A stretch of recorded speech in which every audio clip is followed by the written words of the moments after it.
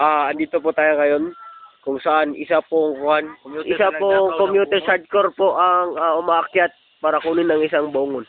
Ito po.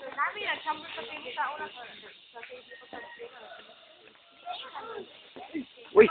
Uy! Uy! Yan! Yan po! Yan!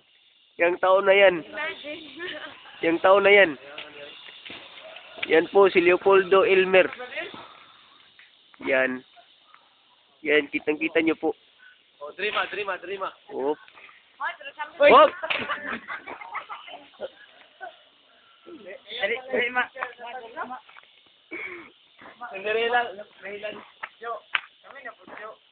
Ito, morning, Brad. Brad. Morning. Bongon. Bongon. Sa English, Brad. Bayangan. Bayangan na English na. Bayangan. O, si Elmer ba na? Nagpumuhin na. Oy! Sa kalisod. Brad. Ano, mag-Cinderella kami. Cinderella kay. Ay. Diyan.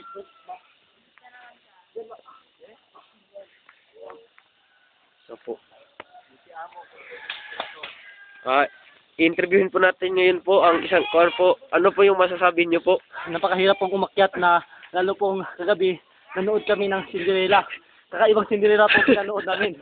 Yung Cinderella hindi sapatos na iwan. Yung panty po.